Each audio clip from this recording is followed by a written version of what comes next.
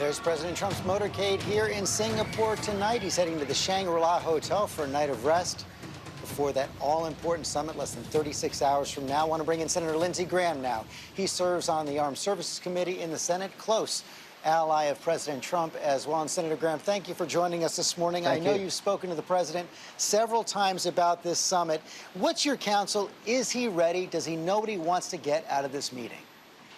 Yeah, I think he's very much ready. I think what he's going to convey to North Korea is he wants a peaceful resolution to the nuclear threat as well as to end the Korean War. But the goal is to eliminate their nuclear missile program, not contain it, do it in a win-win fashion. There's three outcomes here. Peace, where we have a win-win solution. Military force, where we devastate the North Korean regime and stop their program by force, or to capitulate like we've done in the past. And Donald Trump is not going to capitulate. So there's really only two options, peace or war. And as you know, several of your Democratic colleagues in the Senate have sent the president a letter designed, I guess, to stiffen his spine. Very tough letter saying that the outcome has to be complete denuclearization, no more testing, weapons dismantled. Here's what they write. Any deal that explicitly or implicitly gives North Korea sanctions relief for anything other than verifiable performance of its obligation to dismantle its nuclear and missile arsenal is a bad deal. Do you agree? 100%, and I think they'll be getting a call from the president. I wish they had sent such a letter to President Obama regarding the Iranian nuclear efforts, but I embrace this letter. It is a very tough thing to accomplish, but here's what I would say to my Democratic colleagues. I appreciate you telling the president what a good deal would look like, but the country needs you to back the president up to get that deal. So here's the question for my Democratic colleagues. If diplomacy fails, will you support my efforts to authorize the use of military force as a last resort to convince North Korea and China things are going to be different this time? A bipartisan AUMF would really make that letter much more credible.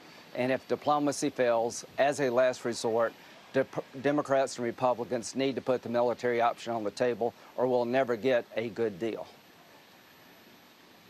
So if you're ready to move forward on that, what would you need to see on Tuesday to prevent you from moving forward with that use of force authorization? We'll know diplomatic failure when we see it. I don't expect a deal next Tuesday. I expect the process to be started next Tuesday. Here's what I expect. North Korea will try to run out the clock. It's not if they have to give up their nuclear and missile program, it's how and when. The how is a win-win peace agreement where they get security in return for giving up their program. When? I think the president wants this to come to an end in his first term.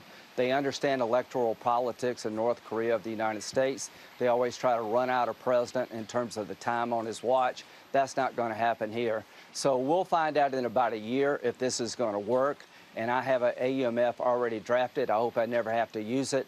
But if you want to convince North Korea and China that things are different with Trump, then the Congress needs to have his back. But Senator Graham, as you know, the top expert in the United States on the North Korean nuclear weapons program says it's going to take 15 years to fully dismantle that North Korean program. Yeah, what I'm saying here is that you'll have a deal one way or the other in his first term that can be implemented in a way that we all believe. I don't know how long it took them to get to where they're at. I don't think 15 years is on the table, but I don't expect it to be done in 1 year. But what I do expect to be done in a year from now is an agreement that does dismantle their nuclear weapons programs, their missiles, removes all plutonium and uranium, anytime, anywhere inspections.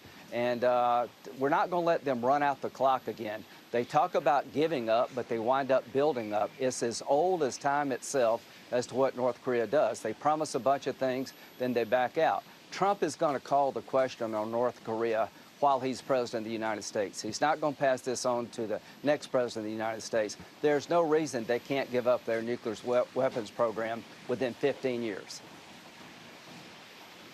He is also calling the question on trade, coming off that G7 meeting yesterday in Canada. Real break with our allies right there. And I want to read you what your best friend in the Senate, John McCain, said about what happened yesterday with President Trump. He said, to our allies, bipartisan majorities of Americans remain pro-free trade, pro-globalization, and supportive of alliances based on 70 years of shared values. Americans stand with you, even if our president does not. Your response? I'm not so sure John's right about where America is on trade. The Bernie Sanders element of the Democratic Party doesn't stand for free trade. Hillary Clinton said she would get out of the Trans-Pacific Partnership if she had become president. There's a movement in our party that Trump's seized that got him the nomination and eventually become president of the United States. So I'm not so sure a majority of Americans believe that globalization and free trade is in our interest. I believe that. John McCain believes it. But the reason we're having these problems here at home, Brexit, Italy, there's a movement all over the world to look inward, not outward. And I think it's a mistake, but I'm not so sure most Americans agree with John McCain and Lindsey Graham. We also saw the president of the G7 suggest again that it should become the G8, that Russia should be invited back in. Yeah. That drew a sharp response from Senator Bob Menendez. He's coming up next on this program, top Democrat on the Foreign Relations Committee. He says it proves that Putin's interference in our election is the best investment he ever made.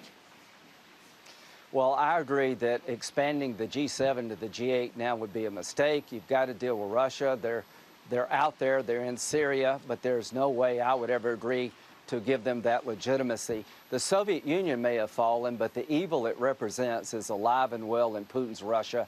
He is no friend of the United States. He's dismembering democracies everywhere and trying to do so in our own backyard.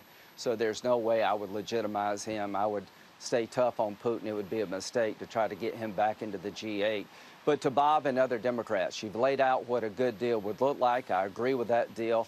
You need to help the president get there. You need to make it real to North Korea and China that if diplomacy fails, the military option's on the table. And the best way to do that, to convince these people, is have a bipartisan effort to do so. You gave me my segue there, Senator Graham. Thanks very much for your time this morning.